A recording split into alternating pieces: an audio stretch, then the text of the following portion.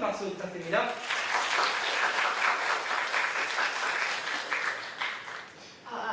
여러분 안녕하세요. 저는 17학번이고요. 정치외교학과를 졸업한 이수현이라고 합니다. 이렇게 좋은 기회에 여러분들을 만나게 될 수 있어서 정말 감사드리고 좀 귀중한 시간 내서 와주신 여러분들께 다시 한번 감사 인사 표합니다.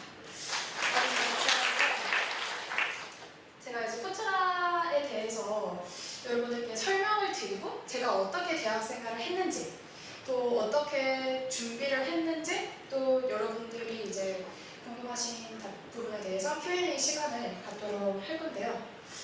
먼저 코트라에 대해서 되게 여기 주변에 있는 한국전력공사나 아니면 좀 다른 공사들보다는 좀 생소하게 코트라의 이름을 들어보신 분들이 많을 텐데 코트라의 경우는 대한무역투자진흥공단이고요.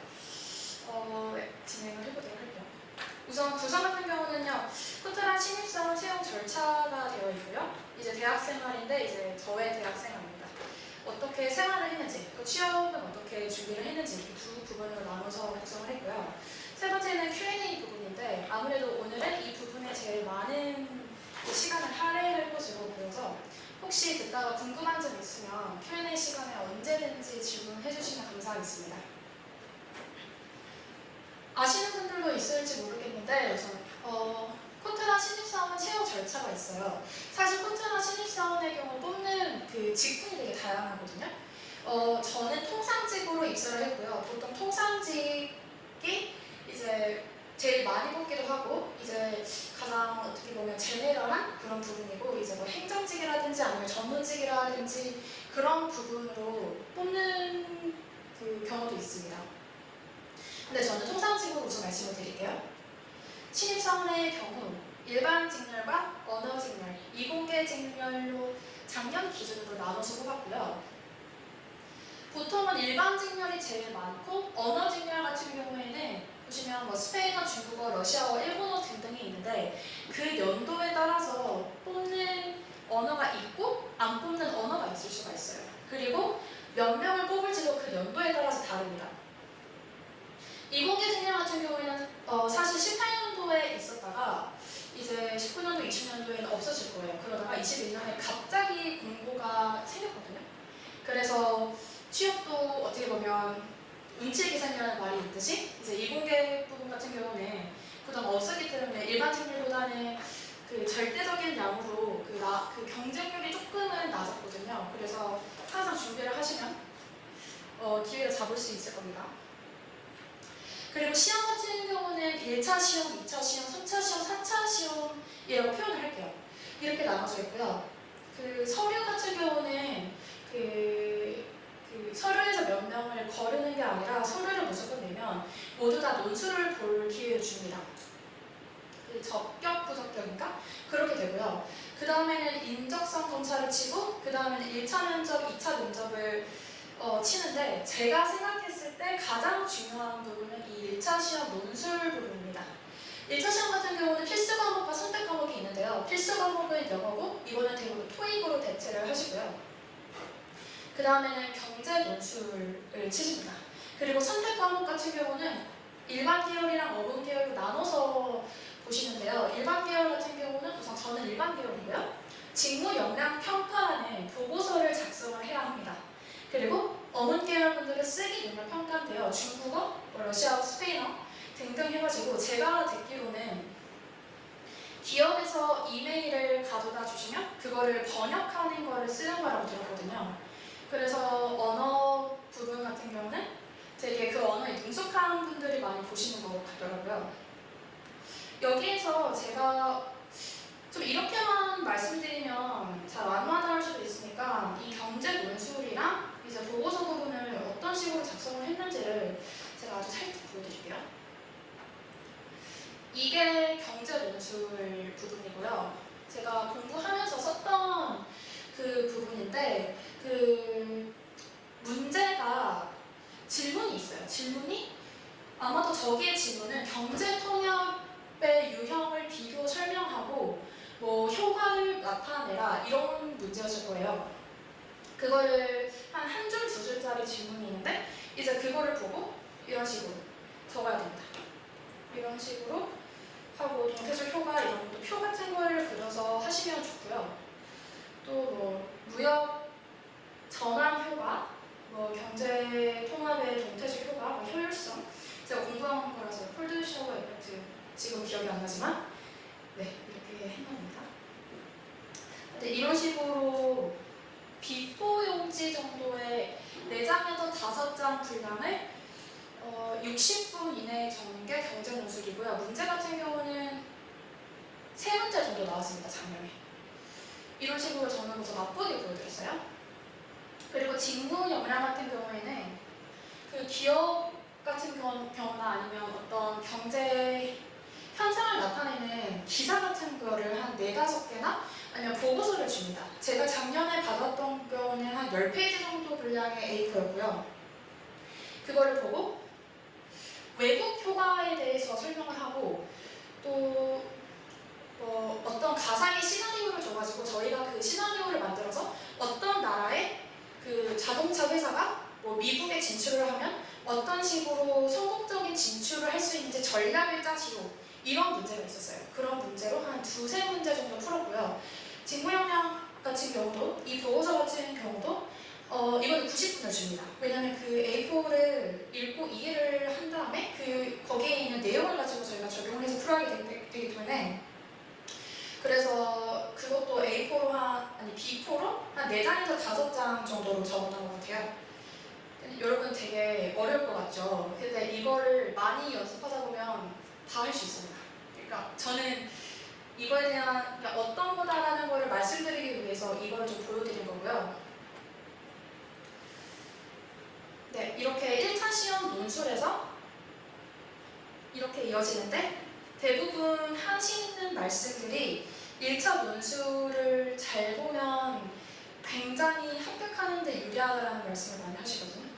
그래서 여기서 공부를 좀 많이 하시면 좋을 것 같습니다. 2차 시험 같은 경우는 NCS 직업기초능력평가인데요. 제가 봤을 작년 같은 경우에는 모듈형으로 나왔거든요. 이게 아시는 분들도 있을지 모르겠지만 피셋형과 모듈형이 있는데 모듈형 같은 경우는 좀 짤막한 지문을 주고 거기에 대한 짤막한 정답을 찾는 거예요. 그래서 그 모듈형으로 6개 과목이고 한 과목당 문제가 20문제가 있었습니다. 그리고 한 과목당 문제 풀이 시간이 10분이어가지고 죄송합니다. 20문제가 아니라 12문제가 있었던 것 같네요. 그래서 한 과목당 문제풀이 시간이 10분이어가지고 정말 이 NCS 같은 경우에는 좀 순발력을 많이 보는 부분이라고 생각을 하시면 될 것 같고요.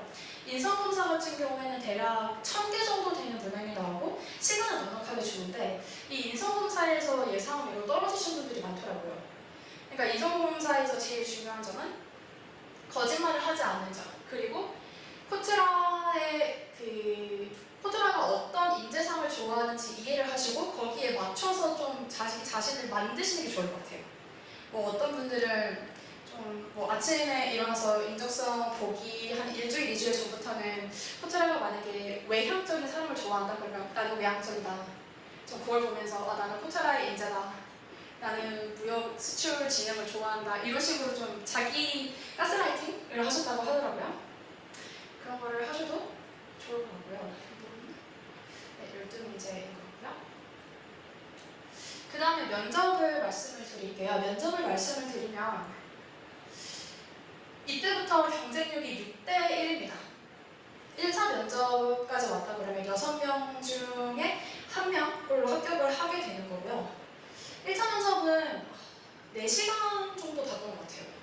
이제 원래는 코로나가 있기 전에는 하루 종일 봤다고 하셨던데 저는 코로나 때 면접을 봐서 최대한 짧은 시간을 보려고 하는 것 같았고요. 토론 면접, PT 면접, ST 면접은 상황 면접입니다. 그리고 경험 면접, 영어 면접으로 구성되어 있는데요. 토론 면접이랑 PT 면접, ST 경험 면접 같은 경우는 이 면접 준비를 한 적어도 2-3주는 할 수 있거든요. 그래서 그동안 이제 스터디를 좀 많이 하시고 그러면 어떠한 질문이 어떠한 유형으로 나올지 좀 감이 와요. 그래서 거의 비슷해요. 하시는 분들이 말하는 거랑 아니면 이렇게 하시는 분들이 거의 비슷한데 제가 생각했을 때 거기서 이 사람 좀 점수 높겠다, 낮겠다가 보이는 경우가 영어 면접이더라고요. 영어 질문이 그렇게 쉽지 않습니다.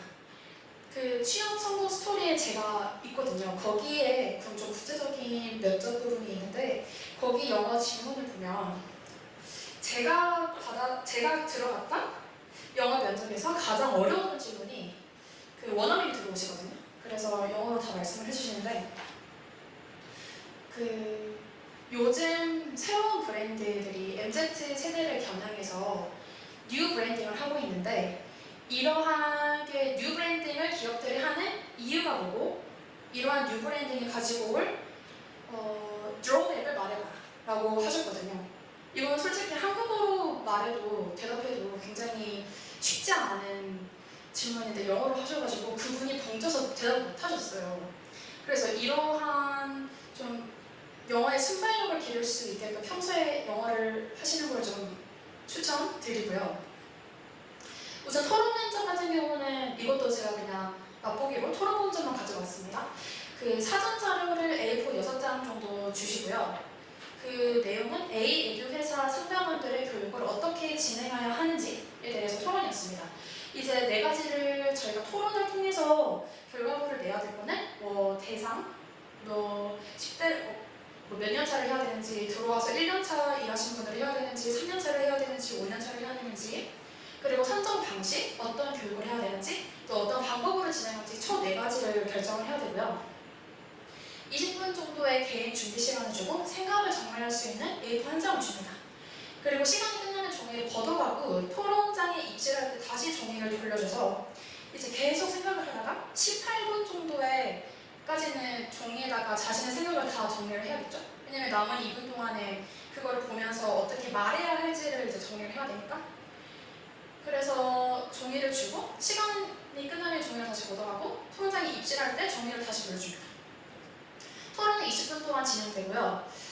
이때 8인 1조로 들어갔었고요.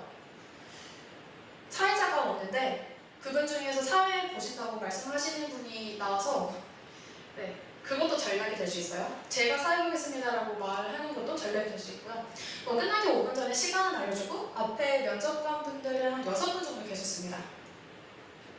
이제 PT 면접이나 ST 면접도 방식은 거의 비슷한데 이제 PT나 ST 같은 경우에는 제가 혼자 들어가겠죠?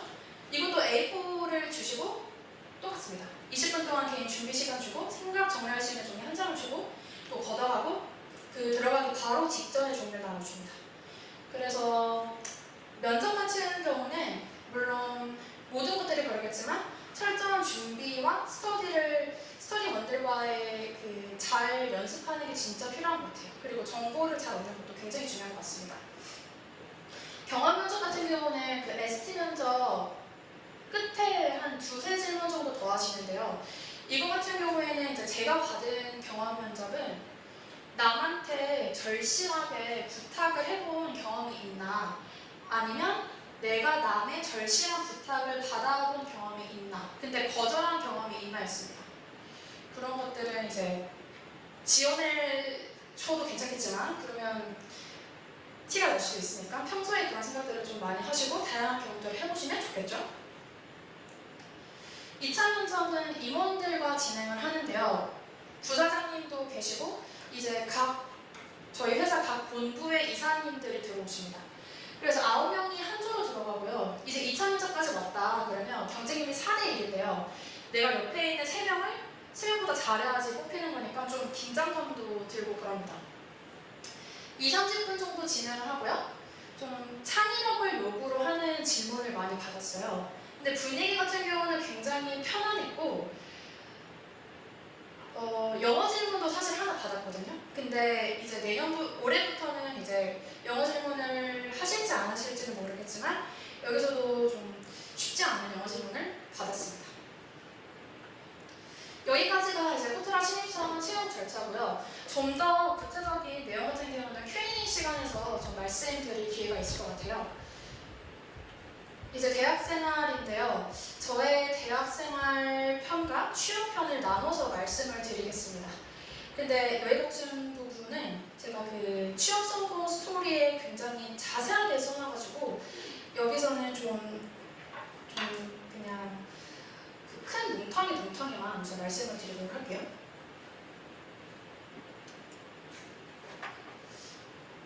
저는 우선 대학교에 입학을 해서 사회과학대학교 정치외교학과가 제가 정말 하고 싶던 공부여가지고 되게 열심히 대학생활을 했던 것 같아요.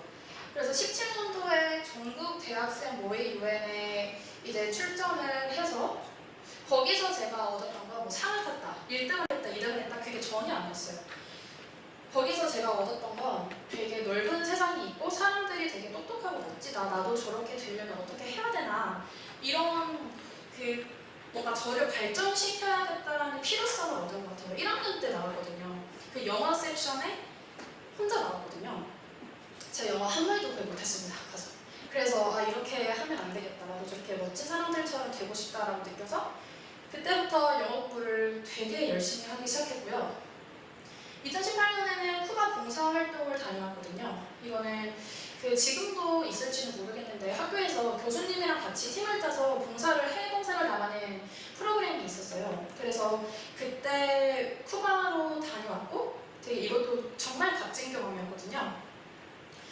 그 다음에는 2019년에는 말레이시아 교환학생을 갔다 왔습니다. 그 유니버시티 오브 말라야라는 대학교가 있는데 UM이라는 대학교인데 이때 대학교를 가면서 이제 해외에서 제가 어떻게 하면 살아남을 수 있는지 또 공부하는 방식도 다르고 사는 방식도 다르니까 어떻게 하면 내가 여기서 얻을 수 있는 거는 얻고 필요하지 않은 것은 최대한 피할 수 있는지 그러한 방법들을 배운 것 같고요. 그 다음에 20년도에는 미국 교환학생을 다녀왔습니다. 미국 교환학생 같은 경우도 되게 저 자신을 발전시킬 수 있는 되게 큰 기회였다고 생각을 해요. 그리고 2021년에는요 서울대학교 교류학생을 다녀왔는데요. 이 교류학생을 갔던 이유는 서울대학교라는 그 좋은 대학교에서 공부를 하고 싶다는 생각도 있었지만 저는 사실 취업 준비를 서울에서 했으면 좋겠다는 생각을 갖고 있어서 간 거였어요. 네, 그리고 21년도 8월달에 졸업을 했고요. 21년도 이제 12월달에 제가 입사를 했습니다. 이게 저의 대학교 생활이고요. 취업 준비 같은 경우는 18년도, 19년도, 20년도, 21년도를 나눠서 말씀을 드리자면 제가 18년도에는 자격증을 취득을 하고 싶었어요. 그래서 이제 한능검 토익 그리고 한 개 더 있죠. 그 공기업 준비하시는 분들의 그 하는 거 있잖아요. 그 마지막이 컴퓨터 활용 능력인가요?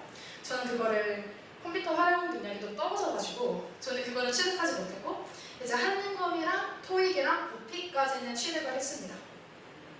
그리고 19년도에는 이제 말레이시아에 있다 보니까 뭔가 해외에서 일을 해보고 싶다.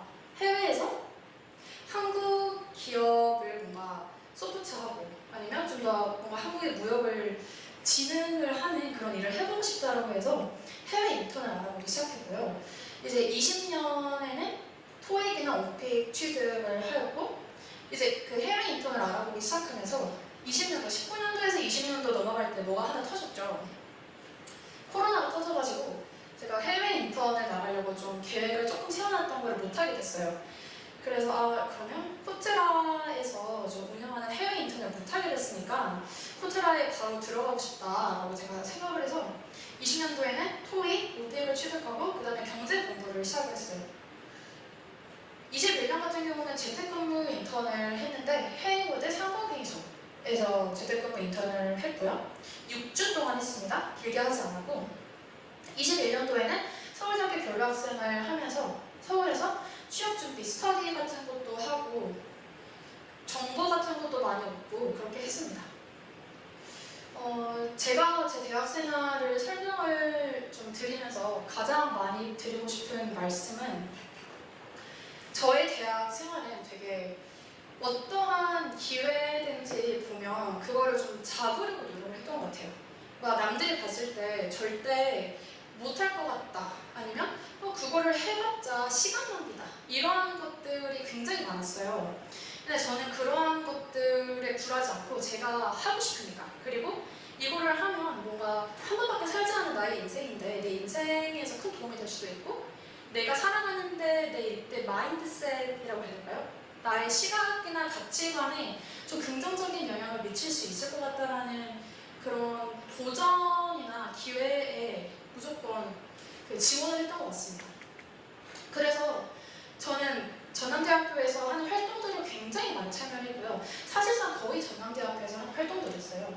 그 전국 대학생 모의 유행 같은 경우도 전남대학교 활동이었고요. 이것도 전남대학교, 이것 다그 미국 교환학생을 제외하고는 다 전남대학교에서 하는 활동들이었고요. 여러분들한테 좀 말씀드리고 싶은 건, 학교 홈페이지 게시판 같은 데를 저는 심심할 때마다 들어가서 봤거든요. 거기서 보면서 내가 여기서 할 수 있는 기회는 뭔지, 아니면 좀 새롭게 나온 공고는 뭐가 있는지, 이런 것들을 항상 눈여겨봤습니다. 그러니까 여러분들도 꼭 여러분들의 그 세이프티 존이라고 하나요? 안전지대를 좀 넓힐 수 있는 그런 경험이라든지 아니면 기회를 도전을 하셔서 꼭 쟁취를 하셨으면 좋겠습니다. 저도 이렇게 제가 되게 많이 쟁취한 것 같은데 저도 엄청 많이 거절당하고 그랬거든요. 그래서 여러분도 많은 기회가 있기 때문에, 학교에서 제공하고 있는 기회가 굉장히 많기 때문에 도전을 하셔서 그 기회를 잡아서 여러분의 그 양분으로 쌓으셨으면 좋겠습니다. 한 가지만 더 말씀드릴게요. 이 헤이워드 상공회수 같은 경우도 전남대학교 프로그램 중에 하나였어요. 국제교류센터인가요? 거기서 하는 그 인턴 프로그램이 있는데 거기 프로그램 중에 하나였습니다. 그래서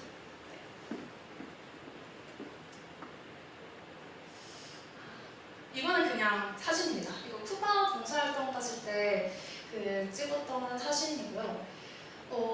저희 김재희 교수님이랑 같이 다녀왔거든요. 그래서 이 봉사활동의 테마가 쿠바 한인 독립운동가 후손 찾기 이런 거여가지고, 이런 테마로 다녀와서 굉장히 그 나중에 자기소개서 할 때도 많이 쓸 수 있었고, 그냥 제 인생에 있어서 진짜 값진 경험이었다고 생각을 해요. 그 다음에는 뭐 말레이시아 대학교였고, 여기는 미국 대학교였고, 이런 식으로 그냥 여러 활동을 했었습니다. 여기는 취업 준비해서 어떻게 제가 좀 공부를 했는지 좀 보여드리려고 가져온 거고요. 이 정도의 분량을 60분 안에 써야 되는 게 경제 논술이고, 문제 같은 경우는 총 3개가 되는 것 같아요. 네, 이거는 그냥 딱 보여드리기 위해서 어떤 식으로 작성을 해야 하는지. 근데 여러분, 저도 처음에 코트라 준비를 할 때 경제에 대해서 잘 알고 있는 사람이 아니었어요. 제 과도 정치 외교학과였기 때문에 경제에 대해서 공부를 하지 않았던 사람이었고, 그래서 저는 경제 공부에 대해서 말씀을 드리자면 20년도 5월달에 제가 미국에서 교환학생 갔다가 한국으로 들어왔는데, 경제 공부를 언제부터 시작했냐면 20년도 그 계절학기, 여름 계절학기부터 들었습니다. 그래서 학교 수업 중에 그 경제학 원론 2부터 시작을 했고요.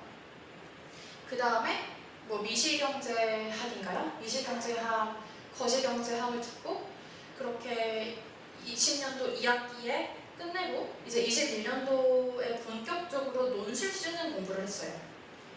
그렇게 공부를 했기 때문에 정확히는 아니겠지만 거의 말씀을 드리자면 1년 정도 경제 공부를 했다라고 말씀을 드릴 수 있네요. 왜냐면 시험이 9월 초였으니까 그 1년 정도 공부를 하다 보면 여러분 충분히 저보다 훨씬 잘 쓰실 수 있을 것 같아요. 이것도 어떻게 보면 경제라는 거에 대한 개념을 이해를 하고, 저희가 경제에 대한 백과사전을 쓰는 게 아니잖아요, 논술 같은 경우는. 게다가 코트라 경제의 경우에는 시사랑 관련돼서 그 내용을 쓰는 경우가 굉장히 많거든요. 작년에 나왔던 3문제 중에 한 문제 같은 경우가 작년에 굉장히 핫했던 그 암호화폐 있잖아요, CBDC? 그거에 대한 개념을 줬고, 암호화폐를 사용함에 있어서 그 수출입하는데 전 세계가 암호화폐를 사용함에 있어서 얻게 될 이득과 불이익을 적으시오라는 게 이번 문제였거든요. 그래서 경제에 대한 기본적인 지식을 가지고 사회에서 지금 되게 핫한 경제적인 주제들을 가지고 그거에 저의 생각을 적는 거예요. 이런 식의 코트라 문제였기 때문에 여러분도 네.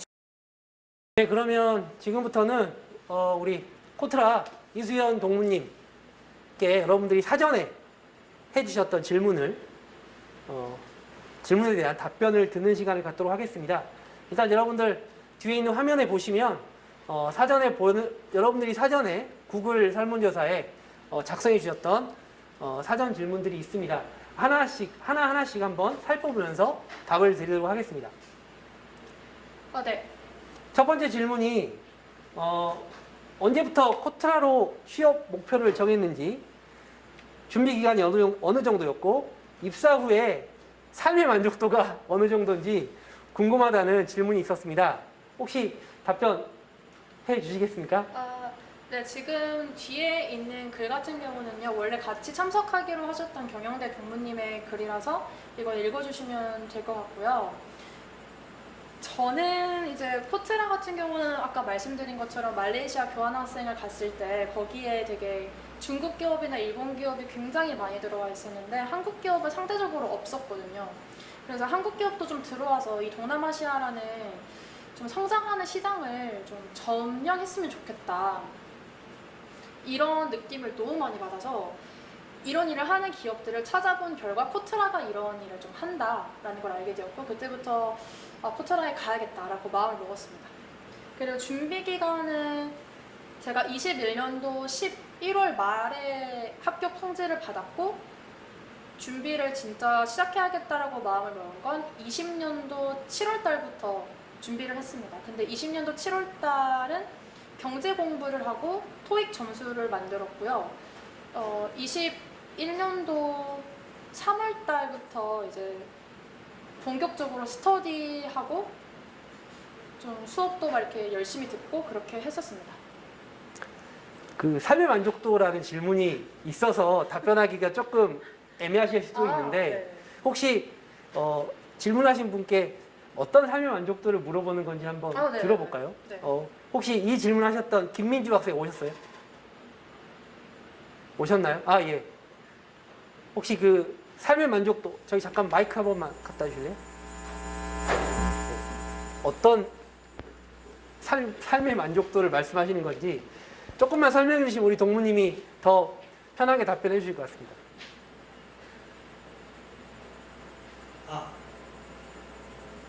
그러니까 본인이 이제 어떤 업무를 해야겠다 하고 이제 준비를 하고 입사를 하시게 된 거잖아요. 그래서 전에 생각했던 그 업무들과 지금 하고 있는 업무들이 일치하는지를 이제 삶의 만족도라고 썼던 것 같아요. 네, 좋은 질문이신 것 같아요. 저 같은 경우는 지금 신남당 신북방 경제협력팀이라는 곳에서 근무를 하고 있는데, 제가 가장 오고 싶었던 팀에 들어가게 되었고, 정말 운이 좋게도, 그리고 제가 저의 상상과 100% 일치하지는 물론 않겠지만 그래도 한 80에서 90%는 일치하는 일들을 하고 있습니다. 굉장히 그러한 질문이라면 굉장히 만족하면서 다니고 있습니다. 답변이 됐어요? 네, 감사합니다. 이렇게 이제 혹시 여러분들이 하셨던 질문이 조금 구체적으로 궁금한 부분이 있으면 우리 현장에 오셨다면 질문을 드리겠습니다. 두 번째 질문인데요. 이거는 솔직한 자기 고백처럼 이렇게 말씀해 주셨는데, 무역 관련 자격증과 자소서 등 대비가 미흡하다고 이렇게 겸손하게 말씀해 주셨고요.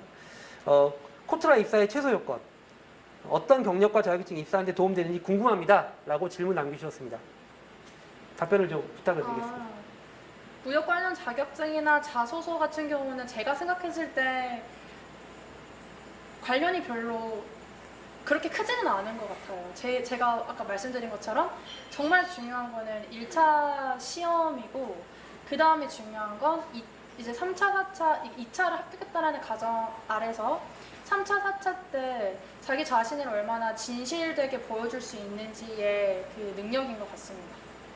혹시 그 입사하시는 분들, 동기분들이나 혹은 뭐 선배분들 보였을 때 뭐 경력이 있으신 분이 입사를 하셨다거나 아니면 뭐 다른 회사에서 뭐 다른 공공기관에서 이렇게 코트라와 좀 유관 기관이거나 혹은 관련된 업무를 하시면서 입사하신 분이 계신가요?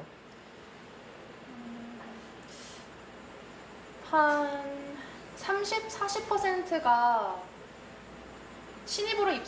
생신입으로 입사한 분들이고 한 60%가 이제 경력이 있으신 분들인데 그거는 제가 생각했을 때 이제 뽑히는 점수 측면에서 플러스 점수가 들어가는 거는 하나도 없어요. 하나도 없는데 좀 경력이 있으신 분들이 많이 오신 이유는 제가 생각했을 때는 그분들이 경험과 경력이 많기 때문에 조금 더 그래도 자기소개나 그럴 때 할 말이 많으신 것 같고 그분들이 오래 준비를 하셨다고 생각을 하면 돼요. 뭐 자기소개서에 내가 만약에 코트라에서 인턴을 했어요. 그런다고 그 플러스 점수 되는 거 하나도 없고요. 면접에서도 코트라 인턴 했어요. 아니면 저는 외교관 출신이에요. 이렇게 말하신다고 해서 플러스 점수 될 거 하나도 없습니다. 근데 그분들은 이제 많이 준비를 하셨다고 생각을 하시면 돼요. 그만큼. 그 코트라 입사의 최소 요건이라는 단어를 쓰셨는데 네. 이게 이제 사실 어떤 의미인지는 알 것 같아요. 주변에 함께 입사하신 동기분들 보시면 이거는 좀 이 스펙은 좀 많이 갖추고 있다라든가 이건 좀 공통적으로 있다 이런 것을 혹시 말씀해 주실 수 있나요? 토익 점수가 거의 만점입니다. 근데 이거는 제가 여러분들께 말씀을 드릴게요. 왜냐면 코트라 그러니까 보통 다른 기업은 뭐 800점 넘으면 몇 점, 뭐 950점 넘으면 몇 점 이렇게 하는데 코트라 같은 경우는 토익 점수에 0.3을 곱해서 그걸 점수로 취급하거든요. 그래서 990점을 맞은 분들과 980점을 맞은 분들은 차이가 생기는 거죠. 그리고 그 0. 몇 점 차이로 합격과 불합격이 갈려지기 때문에 990점에서 980점대가 많은 것 같습니다. 네. 영어 점수의 중요성 말씀해 주셔서 감사합니다. 다음 질문 넘어갈게요. 이 질문이 맞나? 예, 3번 질문이네요. 입사 시험 준비할 때 어떻게 정보를 얻고 어떤 방법으로 경제나 경영시험을 준비하셨는지 사실 앞에서 발표하시면서 어느 정도 말씀을 해주셨는데 이제 정보를 어떻게 얻었는지에 대해서 조금 설명을 추가적으로 부탁을 드리겠습니다. 정보를 얻을 수 있는 방향은 되게 많다고 생각을 해요. 만약에 저처럼 이제 이미 취업한 분들 선배 연락처를 어떻게든 얻어가지고 좀 자료 같은 거를 받아낼 수도 있고 아니면 학원이 사실 있거든요. 학원을 다녀가지고 정보를 받아낼 수도 있고 아니면 네이버 카페나 뭐 블로그 같은 데에서 좀 요청을 하셔가지고 정보를 받아낼 수도 있는데 저 같은 경우는 그 동문이 말씀하신 것처럼 취업 카페나 블로그에서도 많이 봤고요. 블로그에서 저는 진짜 많이 정보를 얻었고요. 스터디 같은 경우에도 카페에서 얻었고 이제 학원에서 얻기도 했고 그랬습니다. 학원이라고 잠깐 말씀하셨는데 서울에 있는 학원이겠죠? 네, 서울에 있는 학원인데 이게 온라인으로도 진행을 하는데 저는 정보 얻는 데는 활용을 할 수 있지만 공부는 혼자 하시는 게 좀 나을 것 같다라는 생각을 하기도 하고요. 네, 알겠습니다. 4번 질문. 경제 논술이 막막한데 이것도 앞서서 답변을 좀 하셨어요. 어떻게 준비하는지 궁금합니다. 이거는 제가 질문하신 분한테 조금 추가 질문을 드리고 거기에 따라 답변해 주시면 조금 더 도움 될 것 같아요. 혹시 조유리 학생 오셨어요?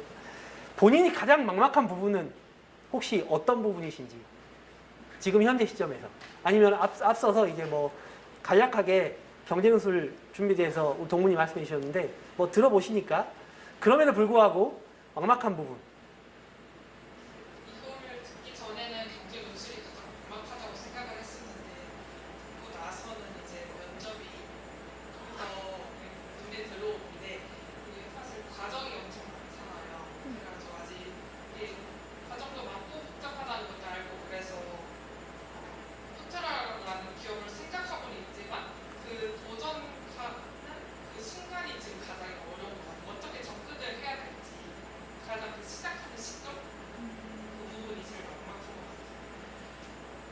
혹시 우리 동무님 목소리 잘 들리세요? 저희도 마이크 안 써도 될까요? 써야 될 것 같아요. 그럼 마이크를 저희도 쓸게요. 예, 마이크를 좀 갖다 주실래요? 제가 지금 카메라에 들어가는 음성만 신경 쓰다 보니까 현장 상황을 제가 캐치를 못했네요. 네, 고맙습니다. 그럼 혹시 막막함을 느끼신다고 하는데 같이 막막하셨을 것 같아요, 사실은. 막막함을 느꼈을 때 어떻게 하셨는지 한번 들어보면 좋을 것 같습니다. 저는 코트라 준비를 할 때 보통 계획을 세우시잖아요. 이제 뭐 경제는 이렇게 해야겠다, 뭐 맨시즌은 이 문제를 풀어야겠다. 그런 게 정보가 정말 부족했거든요. 근데 그 경영대학교 그 취업하신 분들 중에 19년도에 코트라 입사하신 분이 계셔가지고 경영대학교에 무조건 전화를 바로 해가지고 이분 좀 알려달라 그렇게 말씀을 요청을 했어요. 그래서 그분이 이제 알려주셨어요. 그래가지고 어느 정도의 방향을 잡고 블로그를 통해서 뭐 경제 공부할 때 이제 그뭐 경제 공부 되게 유명하신 분 누구죠? 이중구 씨인가요? 이중구 교수님인가요? 그 교수님의 책을 보는 것뿐만 아니라 이러한 경제 관련 서적을 읽고 경제 관련 신문을 구독하고 이코노미스트를 읽고 행정고시 책도 읽고 그 외무고시 문제도 풀고 이런 것들의 정보를 되게 얻었던 것 같아요.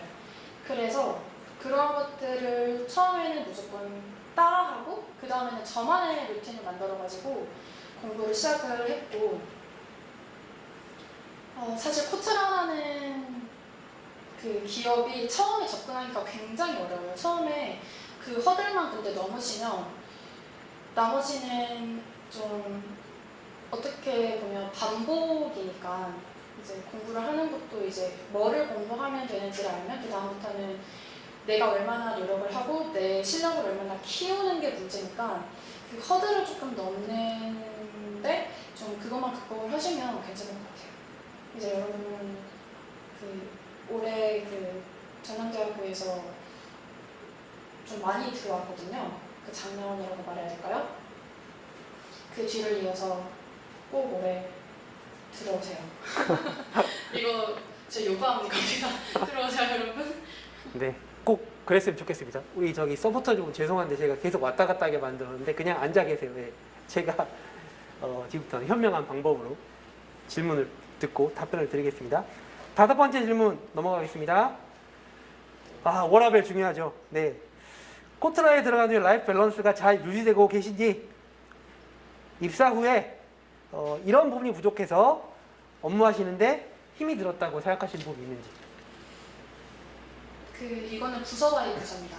코트라가 일을 적게 하는 회사는 아닌 것 같아요. 그래서 부서 바이 부서라서 그 부서가 바쁜 시즌이 있거든요. 그래서 제 부서를 말씀드리면 저는 경제 외교나 경제 협력을 하는 부서라서 대통령이 해외 순방을 할 때 국내에 있는 중소기업 분들을 모집을 해서 같이 따라가가지고 거기서 이제 바이어 셀러 매칭을 해주는 그런 부서예요. 그래서 저희 부서는 이제 하반기부터 굉장히 바쁠 예정이고요. 그런 경우에는 잠을 잘 못 잔다고는 들었거든요. 근데 아직 안 해봐서 모르겠고 지금까지는 라이프 밸런스 유지 정말 잘 되고 있습니다. 그리고 입사 후에는 제가 좀 그 인턴이라든지 이런 거를 온라인으로는 해보기는 했지만 그래도 그것도 한국 기업도 아니고 그 미국 기업에서 온라인 인턴을 해봐가지고 수직 관계에 대해서 그 사회생활이라고 해야 될까요? 그 관계에 적응하는 게 조금 힘들었고요.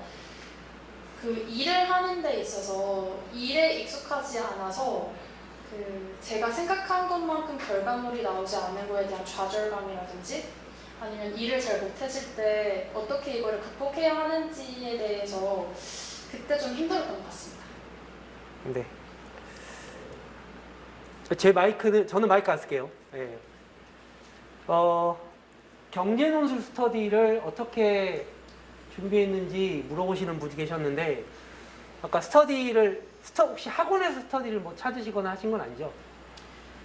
다양한 방법이 있어요. 다양한 방법이 있는데 저는 학원에서 스터디를 짜주는데 그걸 짜준다고 모두 다 완성형 스터디가 되는 건 아니에요. 한 번, 두 번 나가고 없어지기도 하고 저는 뭐 학원에서도 할 수 있고 카페에서도 할 수 있고 블로그에서도 할 수 있고 아니면 그 좀 지방에서 준비하시는 분들은 이제 그 같은 학교 내 아니면 지역 내에서 준비하는 분들 모아가지고 같이 하시더라고요.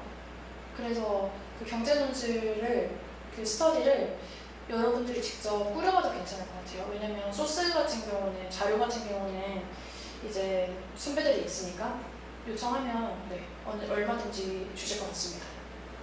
영어 회화 면접 준비는 학원 없이는 힘들까요? 아마 회화 면접 준비를 학원에서 해준다라는 걸 이미 알고 계신 분이 질문하신 것 같은데 어떻습니까? 저는 우선 학원을 안 다녔고요. 제가 생각했을 때 영어 회화는 언어이다 보니까 이게 단기간에 한 달, 두 달 한다고 완성되기는 조금 힘들 것 같아서 제가 다시 돌아가면 지금부터 꾸준히 할 것 같아요. 저는 그 전남대학교에서 하는 영어 원어민과의 그 스피킹 그 시간이 있는데 그것도 굉장히 많이 활용을 했고요.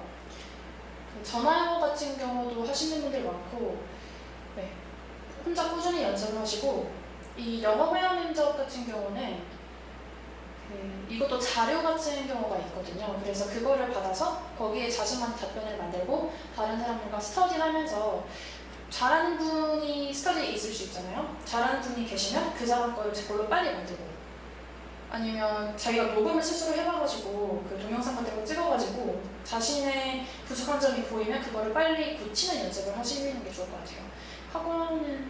학원 다녀서 네, 얻는 것도 있겠지만 저는 그거를 좀 더 추천합니다. ACS 인강 들으셨나요? 추천하시는 문제집 학습 방법 혹시 어떠신지? 저는 인강을 안 들었고요. 문제집 같은 경우는 다들 많이 저도 이걸 추천받아가지고 풀었는데 피셋 신원 네, 신원이라는 강사분. 네. 네, 피셋9 NCS인가? 그것 그냥 제가 풀었고요. 그 행정고시 언어 문제집 있잖아요. 그거를 복사집에서 10,000원 주고 10개년짜리를 사가지고 그냥 감만 익혔어요. 그 정도로 했습니다. 피셋 공부를 하셨군요. 네. 실제 시험은 모듈형으로 보셨지만 피셋 공부도 그 한수원 문제집이 모듈형으로 많이 나오더라고요. 그래서 한수원 문제집도 풀었습니다. 저 한정 문제집도 풀고 한수원도 풀고 피셋도 풀고 행정고시 언어 문제집도 풀었습니다. 그러니까 모듈형이라 그래서 꼭 모듈형만 공부하는 게 아니라 네네. 피셋형도 공부하신 걸로. 네, 근데 이게 되게 좀 주의해야 될 게 작년에는 모듈형으로 나왔지만 올해는 어떤 시험 유형을 출제하는 업체가 맡을지 몰라서 그냥 모든 유형을 공부하시는 게 좋을 것 같아요. 네. 비전공자로 경제학 똑같은 고민을 하시는 것 같아요. 비전공자 하시니까. 경제학 수업을 듣고 있는데 원론과 미시, 거시 이론까지만 듣고 인강으로 공부하는 게 좋을까요? 어떠신가요? 어떻게 생각하세요? 뭐 답이 안 될 수도 있겠지만 이제 본인의 상황하고 비슷할 수도 있으니까. 제가 했던 방법을 말씀드리면 저는 원론 듣고 미시건치까지 듣고 경제에 대한 감각을 조금 찾았고요. 저는 인강은 딱히 안 듣고 혼자 공부하면서 그 논술 문제를 좀 풀어보시면 이게 나오는 것만 또 나오거든요. 그래가지고 거기에 필요한 그 개념들을 조금 잘 파악하려고 노력을 했어요.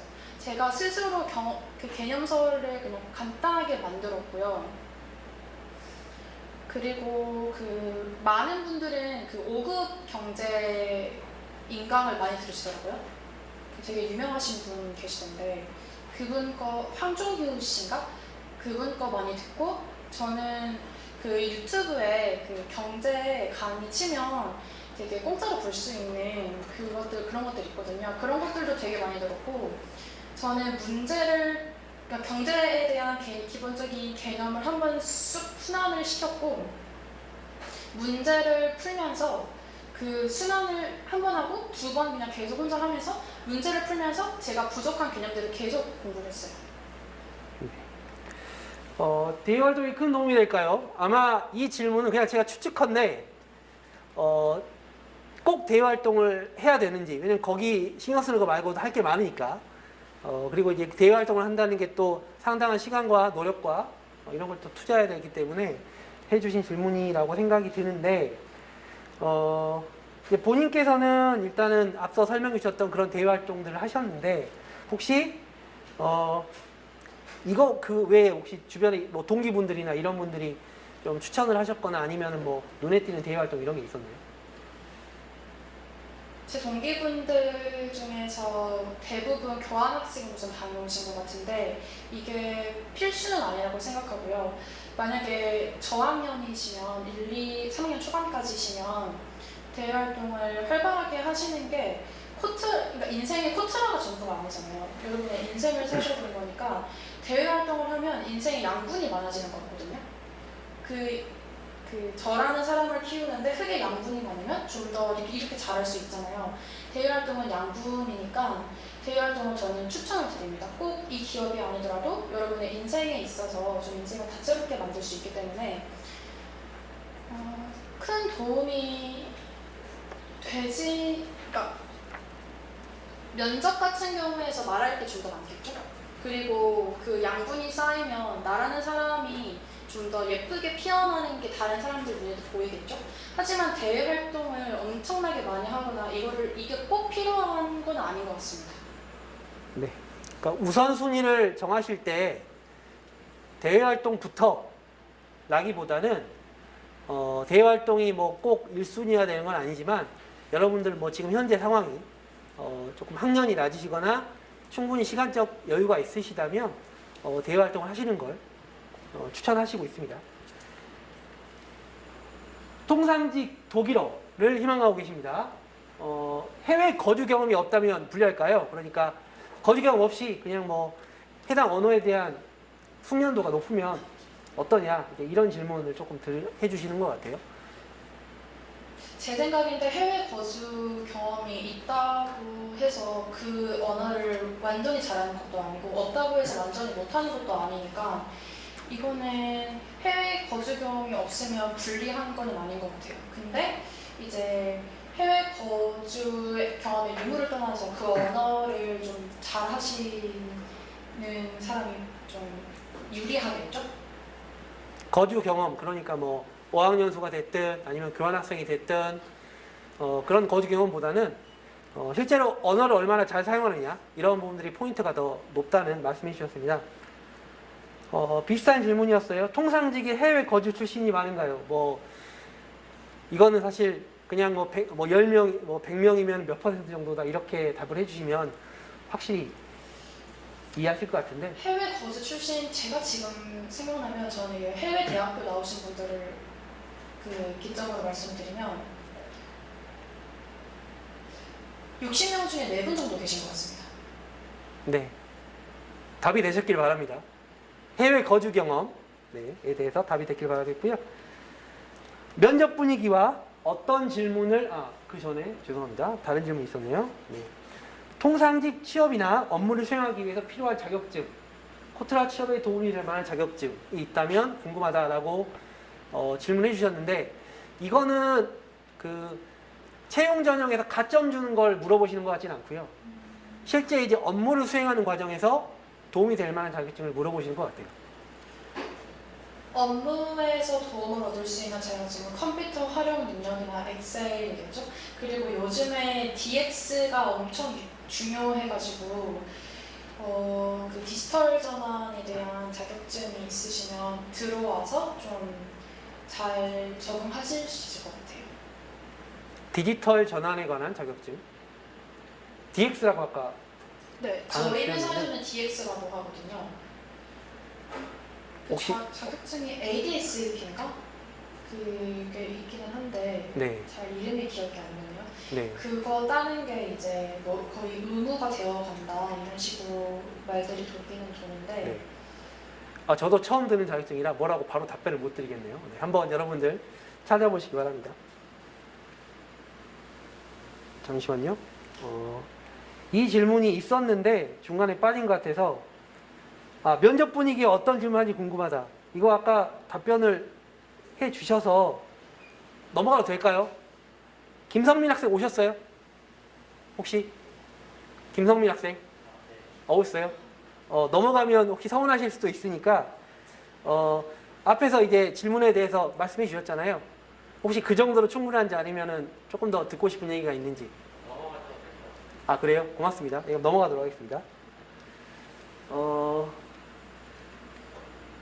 이건 이제 우리 경영대 동무님께서 여러분께 당부의 말씀을 적어주셨는데 안 보이실 수 있으니까 제가 읽어드릴게요.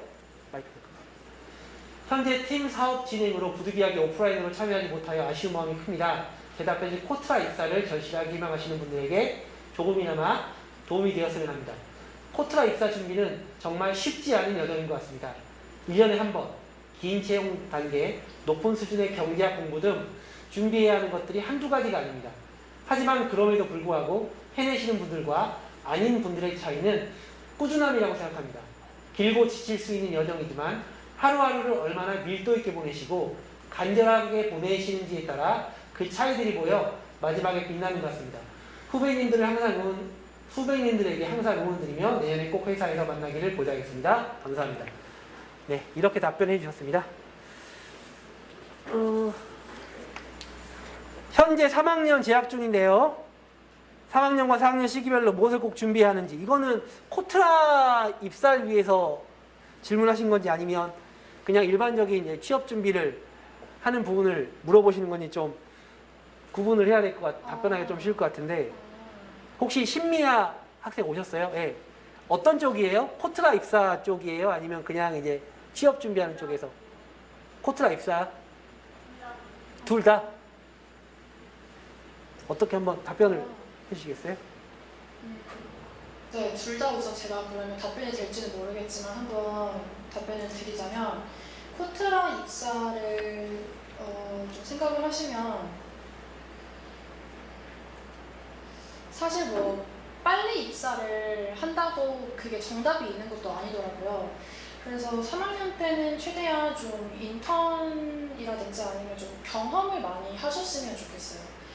뭐 단기 인턴이라도 하셔서 회사가 어떤 곳인지 좀 경험을 해보시면 좋을 것 같고, 그와 동시에 코트라 하면 이제 경제 공부를 하셔야겠죠. 그리고 4학년 같은 경우도 이제 경제 공부를 하시면서 이제 스터디를 같이 하시면서 경제 공부를 하시면 좋을 것 같고요. 일반 회사 같은 경우라면 이제 공기업인지 사기업인지 또 나눠지겠지만, 공기업 같은 경우는 NCS 공부를 3학년 때는 그래도 경험을 좀 많이 하시는 게 좋을 것 같고, 이제 4학년 때 NCS라든지 아니면 뭐 3학년 때 저는 개인적으로 그런 자격증이라든지 그런 거를 다 맞춰 놓으시면 4학년 때 NCS나 그 회사에서 필요한 공부를 하는데 좀 심리적으로 편하거든요. 그래서 그렇게 하시면 좋을 것 같고, 사기업 같은 경우는 이제 좀 쉬는 거를 별로 안 좋아하더라고요. 이때 공백 기간이 있는데 뭐를 했니? 라고 좀 이런 걸 안 좋아하는 경우가 많아서 계속 그 기간을 좀 채우기 위해서 뭔가를 하셔야겠죠. 네. 다음 질문입니다. 특별한 부전공이나 복수전공 없이 채용 가능성이 있을까요? 이런 질문이 있었는데, 이거는 이제 여기는 이제 없습니다만, 있긴 있군요. 죄송합니다. 네.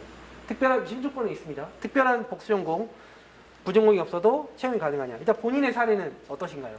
블라인드입니다. 네, 블라인드랍니다. 그리고 조금만 더 말씀드리면, 제가 사기업 면접 경험도 있는데, 문과다 보니까, 저는 문과거든요. 그래서 문과다 보니까 그게 별로 중요하지 않은 것 같아요. 그냥 차라리 만약에 전공의 이름보다는 언어 자격증이 한 개 더 있다. 그러면 그거를 좀 더 좋게 봐주시더라고요. 뭐 영어도 하는데 독일어도 한다. 뭐 일본어도 한다. 이러면 사기업에서는 굉장히 좋아하시는 것 같아요. 다음 질문입니다. 코트라 입사하기 위해서 필수라고 생각하는 자격증? 사실 다 필수죠. 네, 가점 주는 자격증을 다 따야 되고. 근데 그 가정을 한번 해보자고요. 딱 한 개만 딸 수 있다. 지금 입사 지원할 때까지 지금 시간이 엄청 짧게 남아서 딱 한 개만 딸 수 있다라고 하면 어떤 자격증을 따는 게 좋을까요? 우선 가점 주는 자격증이 한능검이랑 오픽이나 토익 스피킹이 있는데, 두 개 다 없으시다면 한능검을 먼저 따지거나 아니면 영어에 좀 자유롭게 하실 수 있으면 오픽이나 토스를 따시는 걸 추천드립니다. 네. 다음 질문입니다. 대외활동 경험과 서포터즈랑 인턴 같은 직무 경험 중에서 어떤 걸 더 중점적으로 준비해야 할지. 그러니까 이것도 사실 서포터즈하고 인턴이라고 하면 상당히 좀 두 가지가 사실은 무게감이 좀 다르긴 한데, 네. 아마 이제 본인의 상황이라던가 뭐 이런 것들을 고려해서 질문 주신 것 같아요. 제가 생각했을 때는 서포터즈나 인턴을 했을 때 만약에 조건이 똑같다면 만약에 뭐 서포터즈에서 상 안 받고 인턴에서도 우수 인턴을 안 뽑히고 똑같이 그냥 했다가 끝나는 거라면 인턴이 훨씬 낫다고 생각하고요. 이거는 경력이 될 수 있기 때문에 아니 그렇지 않고 만약에 서포터즈를 했는데 너무 아이디어 좋은 거를 내서 활동을 너무 잘해서 내가 이 정도의 성과를 냈고 화학도 잘했고 상을 받았다. 그것도 뭐 전부 그러니까 좀 괜찮은 상을 받았다라고 하시면 서포터즈가 아무래도 좀 더 뽑는 사람 입장에서 매력적이겠죠. 어학연수 교환학생 경험이 있으시잖아요. 이제 통상직을 준비하는데 어떤 부분에 도움이 됐는지 물어보셨는데 혹시 뭐 면접 질문에 답변하실 때 그 어학연수나 교환학생 경험을 답변으로 활용하셨는지. 네, 저는 활용을 했습니다. 생각해보니까 활용을 했네요. 그 정말 남한테 절실하게 부탁한 적이 있는지라는 경험에서 활용을 했네요. 제가 미국에 있을 때 눈이 너무 많이 와가지고 꼼짝 못하는 상황이 있었는데 그 같이 사는 기숙사 친구한테 좀 도움을 청한 적이 있습니다. 그렇게를 했고 굳이 막 어학연수 교환학생 경험이 필수라고 생각하지는 전혀 않습니다. 이런 생각이 갑자기 들어요. 제 생각이 뇌피셜인데 제 생각일 수도 있는데 어학연수나 교환학생 경험 자체보다는 이제 문화가 다르고 내가 그동안 살아오지는 않은 환경에서 똑같은 경험을 했을 때 내가 어떻게 대처했느냐가 조금 이제 면접 때 면접관들한테 조금은 다르게 받아들여질 수도 있을 것 같아요. 한국에서 그 경험을 했을 때 이렇게 했습니다 라고 하는 거랑 미국이나 뭐 아니면 내가 해외에 있을 때 이렇게 했습니다 라고 하는 거랑 면접관이 느끼시기에는 조금 다를 수 있지 않나 그런 생각이 듭니다. 그래서 어떤 부분에 도움이 됐느냐라고 하면 이렇게 경험의 어떤 질적인 평가라던가 상대적인 무게감이 좀 달라질 수 있을 것 같아요. 다음 질문인데요. 통상직의 경우 해외 발령 국가가 어떻게 배정되는지 궁금하다고 했는데 아직 해외 발령이 안 되신 네. 상황이시니까 혹시 아시는 부분이 있다면 무역관이 127개인가 128개인가가 전 세계에 있고 제가 나가는 시점에 열리는 무역관이 있고 안 열리는 무역관이 있어요.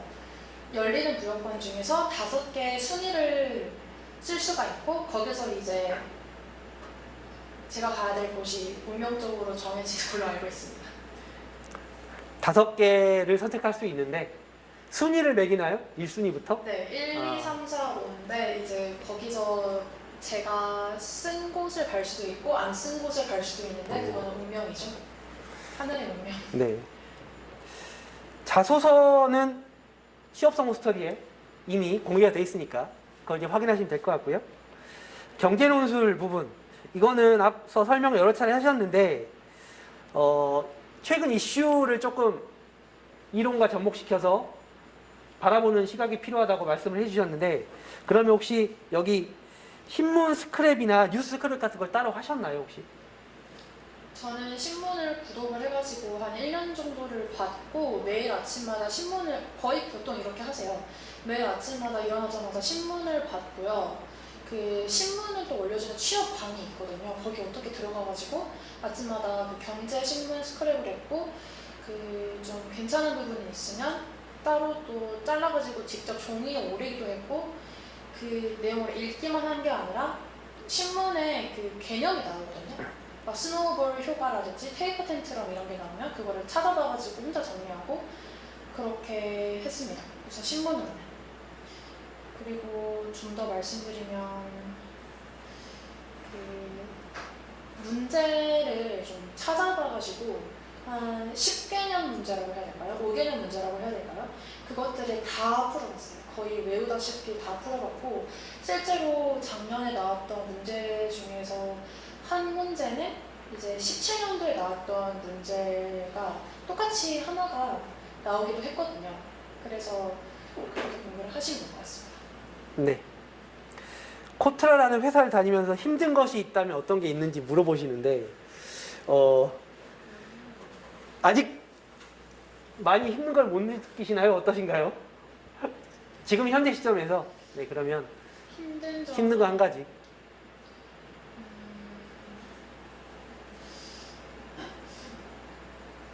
회사가 되게 좋은데 네. 글쎄요 딱히 생각이 잘 안 나는데 네. 감사합니다. 힘든 게 없다고 코트라는 네, 답변해 주셨고 그러면 이건 진짜 좋다. 이건 정말 좋다. 아 내가 하고 싶은 일 하니까 좋다 이거 말고 이거 정말 좋다. 저희 회사 좋은 점은 그 점심 같은 거 드시고 주변에 산책할 수 있는 곳이 많아요. 그래서 이제 마음 맞는 분들과 같이 산책을 하시면 진짜 그때는 힐링하는 시간이라고 저는 생각을 하거든요. 네. 힐링할 수 있는 자연과 함께 근무할 수 있는 코트라였습니다. 네. 다음 질문인데요. 서류 스펙 궁금하다고 하셨는데 이건 아까 보여주셨으니까 넘어가겠고요. 해외 근무가 정말 잦은지 궁금하다라고 하셨는데 질문의 느낌상 해외 근무가 잦다고 하셔서 약간 너무 해외 근무를 자주 나가면 좀 부담스러울 것 같다라고 느끼시는 거 아닌가 싶은 생각이 드는데 이게 부서 바이 부서인가요? 아니면 뭐 어떤가요? 3년 한국에서 근무하시고 3년 외국 가시고 3년 한국에서 또 근무하시고 3년 외국 가시고 이거 반복이거든요. 통상직 같은 경우는. 그래서 좀 뭐 저희들끼리 막 역마살이 있는 사람이 통상직으로 와야 한다 이런 말들을 좀 많이 하고 회사 성격이다 보니까 이제 코로나 전에는 정말 해외 출장을 많이 나왔대요. 그리고 사실 해외 출장을 지금도 많이 좀 필요하면 진짜 많이 나가세요. 해외 근무가 많고 또 해외 출장을 굳이 안 나가더라도 외국인이랑 정말 많이 이제 말을 하거든요. 저희의 고객이 이제 외국인이잖아요. 물건을 파는 입장이니까. 그래서 해외 근무, 그것도 해외 근무라고 생각하신다면 일상이라고 생각하시면 될 것 같습니다. 네. 다음 질문. 제가 이미 답변하신 건 조금 넘길게요. 지금 시간이 한 10분 정도 오버가 됐기 때문에 뭐 가셔야 될 분들도 계시고 지금 나가시는 분도 계신 것 같아서 조금 이제 마지막으로 다가오니까 진행을 빨리 하겠습니다. 다른 공기업보다 코트라를 고를 이유.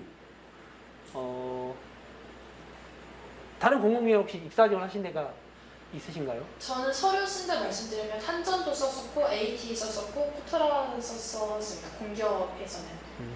근데 한전 같은 경우는 NCS를 쳤었고 AT 같은 경우에는 논술을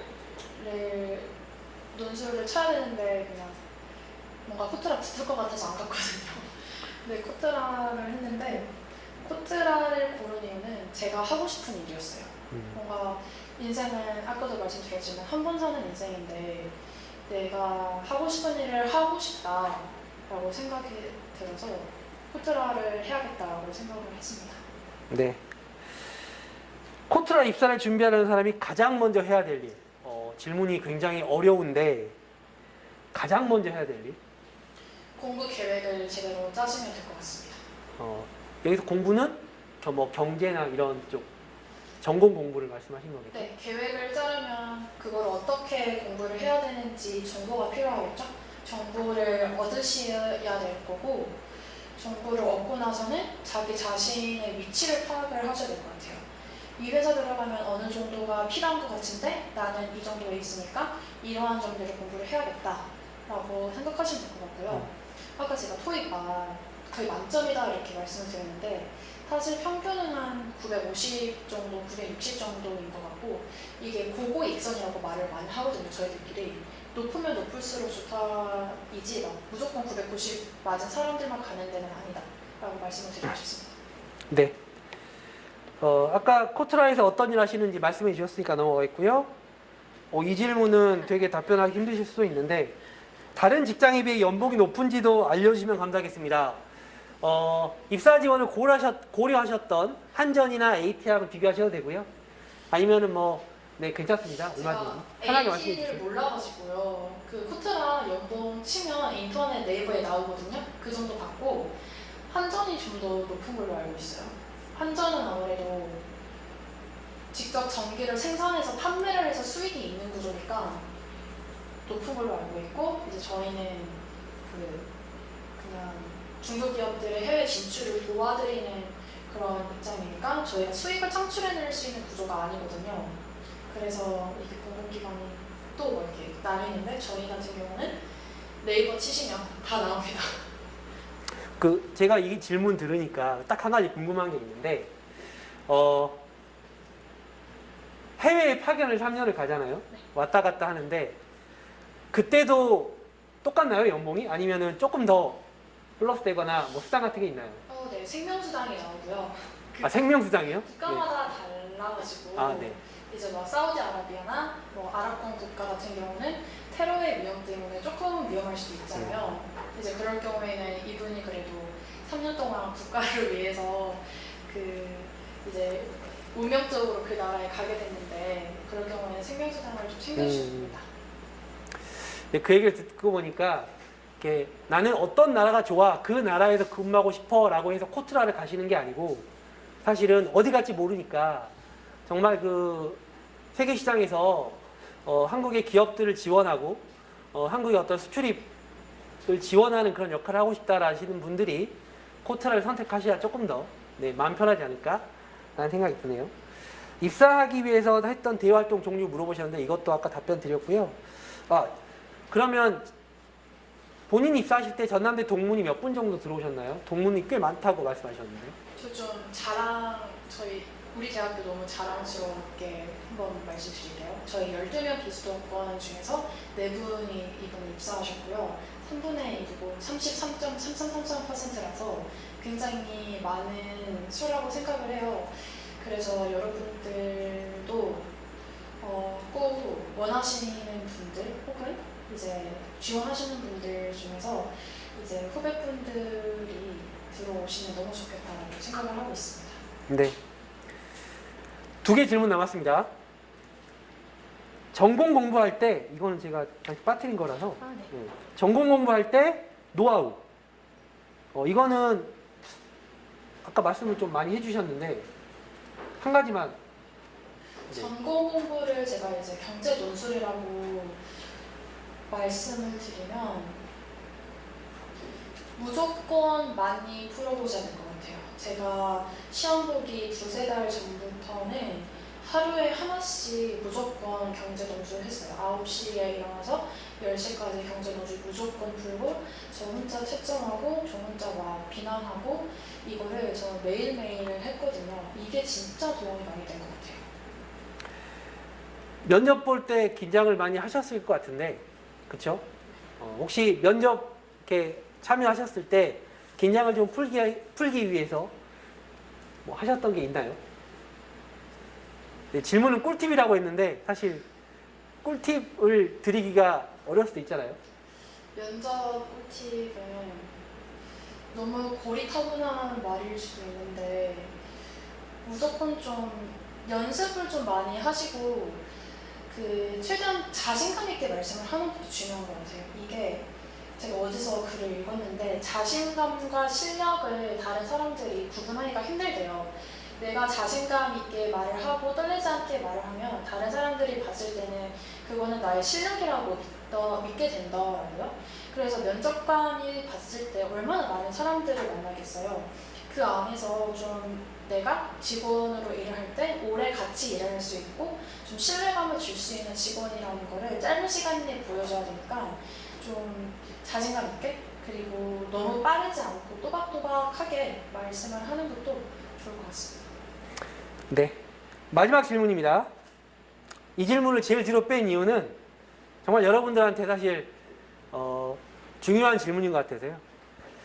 취업을 준비하시면서 느꼈던 자격증이나 학점에 대한 생각이 궁금하다라고 하셨는데, 이거는 그냥 뭐 어떤 자격증이 중요합니까? 뭘 따야 됩니까? 학점이 높으면 좋습니까가 아니라, 이제 어떻게 보면 취업을 준비할 때 학점으로 대표되는 뭐 대학 생활의 어떤 성취도, 그리고 자격증으로 대표되는 뭐 그 전문 분야에 대한 뭐 이런 준비성, 이런 것들 이제 말씀하시는 것 같아요. 이게 좀 뭐 자격증이나 학점이 중요하다 이런. 그렇죠. 그러니까 사실 솔직히 말씀드리면 뭐 생각보다 중요하지 않다 이렇게 느끼실 수도 있고, 입사한 분들 보니까 생각보다 그렇게 스펙이 대단하지 않네 이렇게 볼 수도 있고 하니까요. 생각보다 중요하지 않습니다.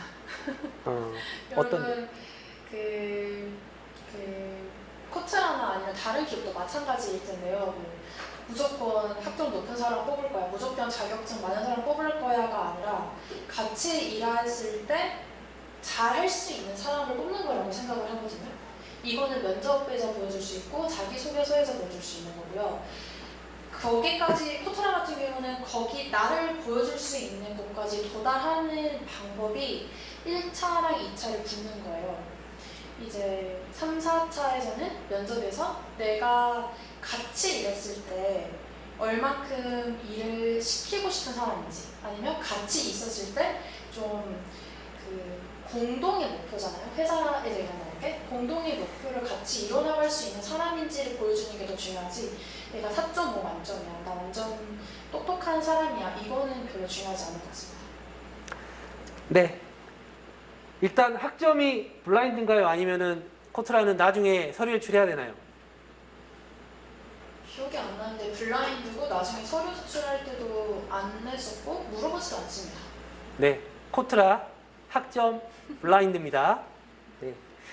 네, 이렇게 해서 질응답까지 마쳤는데요. 시간상 한 2질문 정도 현장에서 받고 마무리하려고 합니다. 혹시 사전 질문을 못 하셨거나 현장에서 궁금증이 생기신 부분 있으시면 네, 그냥 바로 혹시 말씀하실 수 있을까요? 마이크 못 드릴 것 같아서.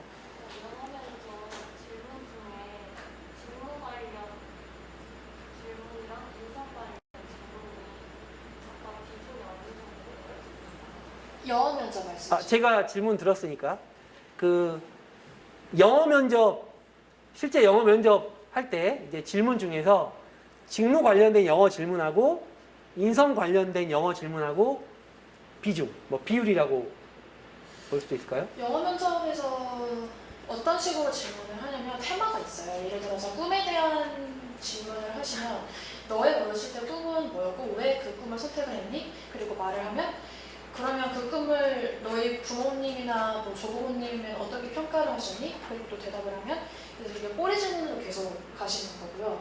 직무 관련 그 질문을 굳이 직무 관련이나 또 다른 뭐 어떤 질문으로 나누어서 하고 있는 것 같지는 않았어요.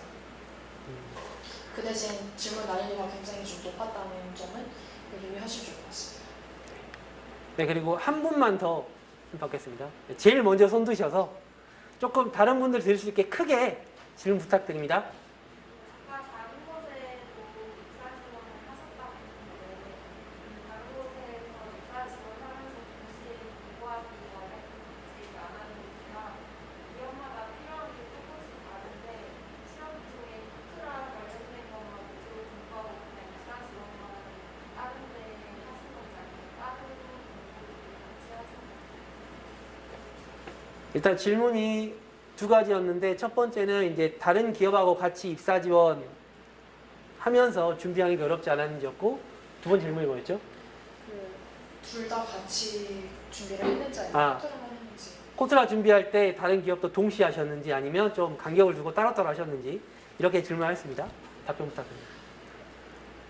보통 코트라는 장수생이 많거든요. 그뭐 N년차 분들이 많으신데 그 이유는 코트라에 대한 열정이 높을 뿐만 아니라 여기에 집중을 하시면 다른 기업에 좀 집중을 하기가 좀 힘들어지는 환경이에요. 사실상 경제 노조를 해야 되지, 뭐 직무해야 되지, 영어 점수도 맞춰야 되지 이런 느낌, 이런 구조니까 저도 코트라에만 거의 집중을 했던 것 같고요.